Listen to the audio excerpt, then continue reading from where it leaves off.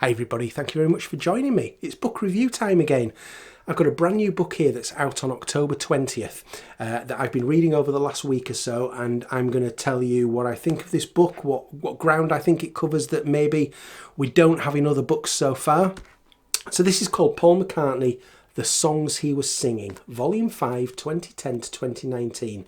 There are 4 previous volumes that I'm going to briefly talk about, but what I would say is don't worry if you've not seen those, because this is covering a very specific time period and it's not really going to harm your reading of this book if you've not read the previous volumes. So first of all, just a little bit of information about the author, John Blaney. So he's written several Beatles related books before. He's kindly sent me a kind of a press release kind of thing here with an overview of what he's done. So the Paul McCartney Songs He Was Singing series originally started off as a book in 2003 because John wanted a biography of Paul's recording career but couldn't find one, so he decided to write one himself.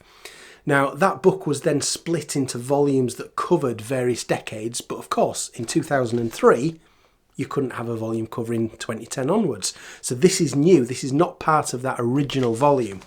John's also written books on John Lennon called Listen to This Book and In His Life. He's written books about the Beatles called Beatles for Sale, How Everything They Touched Turned to Gold in 2008. He wrote a book on Lennon and McCartney called Together Alone in 2007. He's also published 2 volumes of a George Harrison discography, Soul Man Volumes 1 and 2. So he's got a lot of history of writing about the Beatles and the members of the Beatles. So when I got this book, I put a photograph on Twitter saying that I'd just received this book in the post. I got some interesting replies from that from people who've read the previous volumes, and generally very positive comments about what they'd read in those previous volumes and the fact that they were glad that John had continued it into the 2010s. So this book, as I say, it comes out on October the 20th. And this covers all the releases by Paul McCartney during the years 2010 to 2019. I was intrigued that it didn't go a little bit further and cover McCartney 3. I hope that that's John's confidence in Paul McCartney having another full decade of releases that he intends to write about in a few years' time. I don't know whether that's a project that John intends, but this does go up to 2019. It is, however, you can tell how recently it's been written because it does make occasional references to Paul's Glastonbury appearance from last year, so it's pretty bang up to date in terms of when it was written. We've got about 218 pages in this book. I've got some photographs that I'm going to show you of certain sections just to give you a flavour of what's in here. And it does cover all releases, so it's not just Paul's studio albums of the era, so obviously New and Egypt Station, with other things like Kisses on the Bottom, Ocean's Kingdom, they're all covered. But so are any other releases, so archive collection releases are covered. Any other smaller projects that Paul was involved in where his songs were released. So it's interesting when you read this because it feels at first as though it's a bit odd how it jumps from era to era. So for example, it will flip between seemingly unrelated eras, like it will talk about the McCartney album, then it goes to Kisses on the Bottom, then it goes to Ram, then it talks about Cut Me Some Slack that he did with Nirvana, and then you've got Tug of War coming later. It seems like it's a bit all over the place, but then you realise, well, yeah, that's right. That's what Paul's career was and releases were in the early 2010s. He was covering lots of ground, some of it going often back into the past with the archive collection, and then lots of new projects that he was involved in. So when I thought back to what I was buying sort of 10, 12 years ago of Paul McCartney, it was all over the place. And this reflects that, and it helped me to sort of remind me of that era of Paul McCartney releases, because it was a very interesting era. There was all sorts of little things that could get forgotten about and missed if you weren't paying enough attention. So they're all covered in here, and they're all covered in order. Again, it's towards the end of the book, you have Egypt Station covered. Then it goes to talk about Wildlife and Red Rose Speedway for the archive collection. Then it comes back for Egypt Station and the Traveller's Edition, the Explorer's Edition. Again, it feels a little jarring, but then you think, yes, it's right. That is what happened. Back in 2018, Paul released that Egypt Station album. Then he released the 2 archive collections. And then a few months later, it was back to Egypt Station again. So it all fits. And like I say, it helps you to remind you of that. And some of the more obscure releases that Paul covered in the 2010s, they're covered in this book. So things like Paul's appearance on the Rave On Buddy Holly album, the Out of Sight Bloody Beetroots remixes of Nothing Too Much Just Out of Sight. Those releases are covered here. The 1985 remixes, which I was particularly interested to go and read that section of the book, because I had a kind of a weird history with myself with the release of that album, in terms of me buying it, realising it was actually quite valuable, selling it for a ridiculous amount of money, and then buying it back a few weeks later for £8. It was nice to go and read about those releases and learn a little bit more about how that project came about. So one thing that's very evident right from the start in this book is that if John has an opinion on something, he is not afraid to share it. So, for example, some of the stingier bonus items on some of the early Paul McCartney archive collection releases, for example, John is not afraid to say that these were really poor in terms of the number of outtakes and demos and such like that were included. John's also not afraid to give his opinion on the Flowers in the Dirt archive collection, the download gate, you know, where all the B-sides and various other things were only available as a download. So it's very much a mixture in this book of some really good information about the albums, but also John will then give his own opinion on that, some of which I absolutely agree with.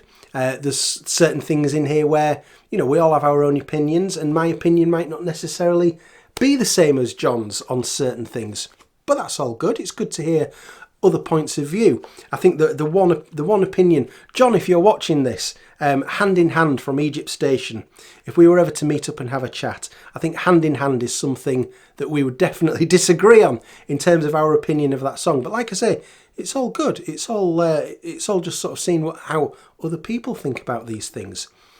So it's very, very much more in depth when it's talking about the studio albums. So New and Egypt Station are covered in quite a lot of depth in here, certainly in terms of the recording. It's got archival quotes from interviews, and I'm sure that a lot of these interviews were things that came from magazines of the time or maybe TV interviews. But, you know, if I want to read about the new album, for example, I don't want to have to go off and search 20 different magazines and 10 different TV interviews. I think the main crux of it is all covered in here, and I think this is definitely what I would call a reference book. If I want to go and sort of remind myself of what happened with New, you know, what were Paul's thoughts on it at the time, what were the various producers who worked on it, what were they thinking, this is in here. This is going to tell me. So there are 22 pages dedicated to the new album. There's 21 pages dedicated to Egypt Station. For example, we've got 14 pages of Flowers in the Dirt archive collection information about what's on there, archival quotes from the time, and like I say, coupled with some of John's opinions as well, which are very interesting to read, because like I say, he doesn't hold back if he thinks that something wasn't done particularly great at the time, and that is quite fun to read. So let me just show you an example of what's in the book. So we've got some information here about Ocean's Kingdom. The what's the word? Balletic? It was written for sort of ballet. There's a lot of information here about the recording of Ocean's Kingdom, the release of it. If you're somebody who's interested in sort of what was released when, and what different covers were available. So for all releases, it shows all the different covers that were available, the different discs. So like I say, very handy as a reference book. It will then go from that to Kisses on the Bottom, and there's quite a lot of information about Kisses on the Bottom, so it's interesting to read about all that. Like I say, probably a lot of it might have been from magazines that I may have missed at the time, or if I did read them at the time, it was 10 years ago and I've forgotten a lot of it. So there's a lot of information about that, and then it skips to Ram, because that's what came next, the archive collection. So like I say, it does seem strange going through those areas, but there's a good reason for it. It's because that's what actually happened. So I'm going to show you some pictures of what this looks like on a shelf. If you want to know, will it fit on your shelf alongside other books? Not always easy to tell when it's somebody holding it, so you can see some pictures here. It's a little bit taller than several books that I've got on one particular shelf, where I might need to alter it. But in another shelf where I've got bigger books, it certainly fits fine there. So this book certainly covers ground that I don't have in any other Paul McCartney books. In terms of the 2010s, which is an era of Paul McCartney that I very much enjoyed because I was right there in the thick of it as a fan, buying all these things up and anticipating the next releases, whether it be studio releases, archive collections. I was right there anticipating all this stuff. So it's good to have it documented in a book like this that is an era that many other books are not going to cover. So it's certainly covering ground that I don't already have. So yeah, it's definitely a book that I think I will refer to. If, for example, if I ever want to listen to the album new, for example, there's a good chance that I'll pull this book out and have a read of the songs while I'm listening to the songs. I don't have any other book that will allow me to do that for albums such as New, Kisses on the Bottom, Egypt Station. So if that's something that you're interested in, I'm going to put some links down below where you can go and get this book. Ask John for sending me this book, Paul McCartney, The Songs He Was Singing, Volume 5, 2010 to 2019. It's out on 20th of October. Let me know if you've read any of the previous volumes. What did you think of those? And let me know if you're thinking of picking this book up. Thank you very much for watching. I'll see you again. Bye.